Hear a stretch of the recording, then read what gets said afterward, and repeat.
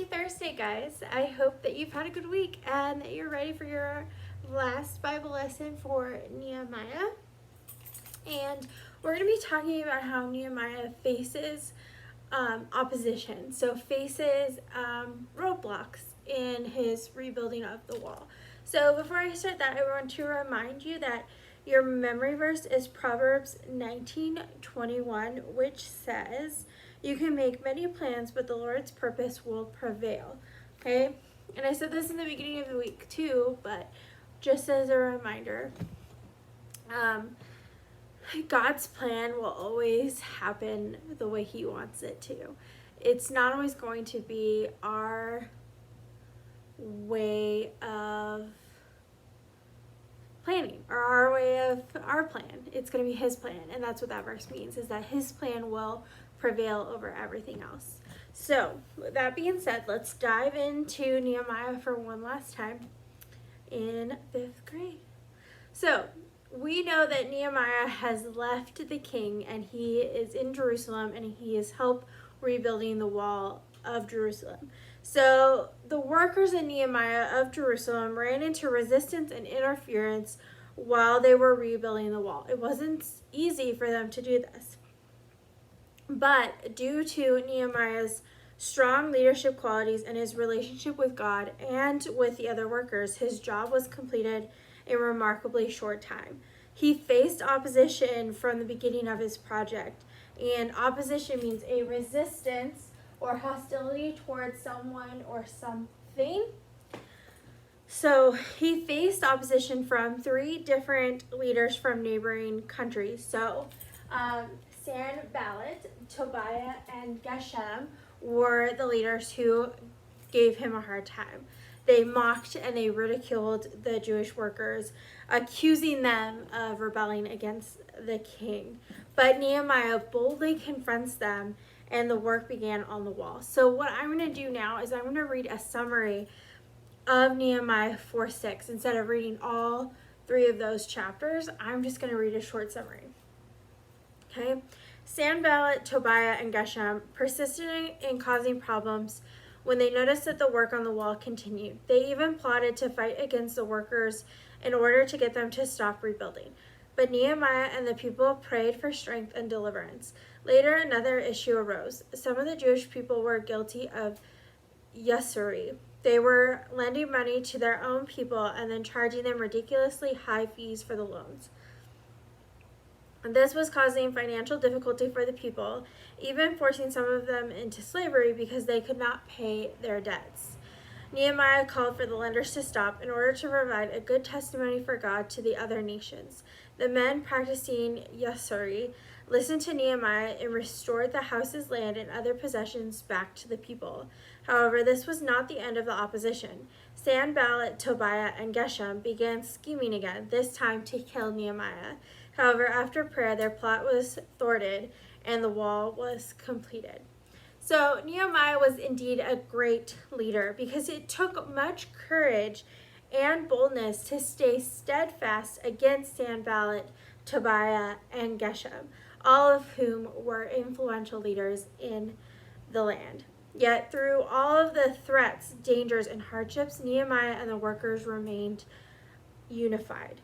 Okay, he didn't have anybody saying, well, I can't deal with this, I'm out, I'm done, can't do it, sorry. That didn't happen. They stayed unified, they stayed together, they stayed working on the wall. Nehemiah's strength was his relationship with God and his resolve to complete the task that God had given him. They were able to complete the walls and remain faithful to the Lord. And their key weapons against the enemy were prayer, unity, perseverance, and faith. And I think that those words are so important for us right now. Okay, prayer. We need to be praying that everything can go back to normal, or as normal as the new normal will be. Whatever that will be, we need to pray for those who are sick, those who are having hardships. We need to pray just like Nehemiah did. Unity. We all need to be united as a school. Okay, we all need to be together, dealing with what's happening, dealing with, having to learn at home and having to teach, this way, like we have to stay unified. We can't fight against each other. We're all on the same side. Perseverance. By the time you're done, you will have virtually learned for 10 weeks. 10 weeks, okay? And I know right now it's hard, okay? And you're frustrated and you want to be done, but have perseverance. Finish out the year strong, just like I would be saying to you if you were in these desks, okay? Because even if we were in school, this is the time of year where things get tough. And this is a time where we need to persevere and get through the school year the best we can.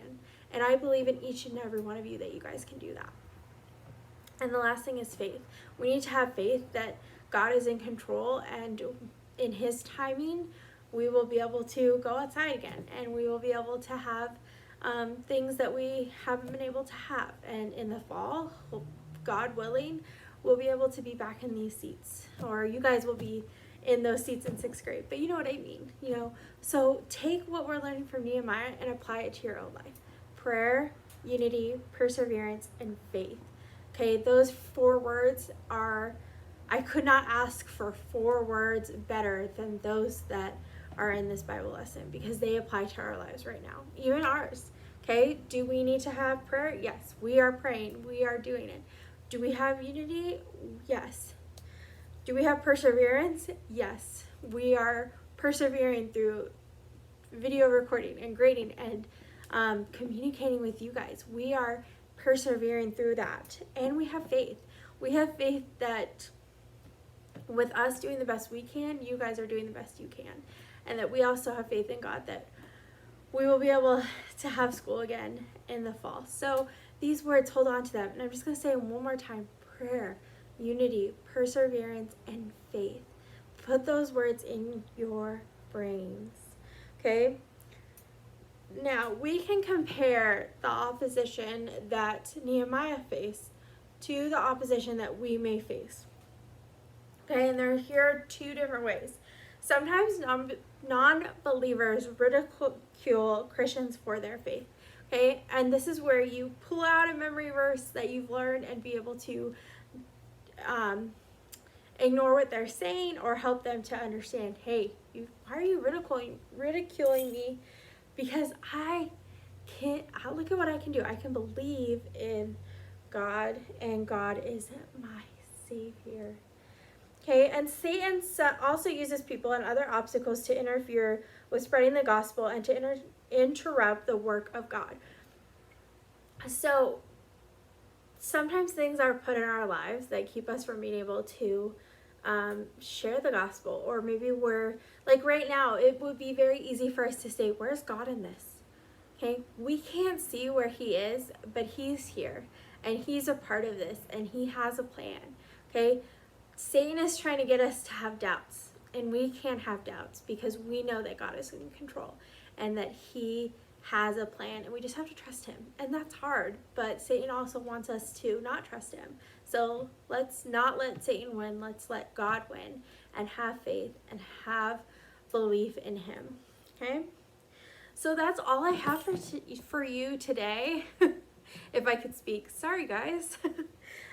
Your job now is to do page 128 in your Bible workbook, review the notes, and then you're done with the Bible lessons for this week. And all you have to do is take your test, and then you'll be done with another week of Bible.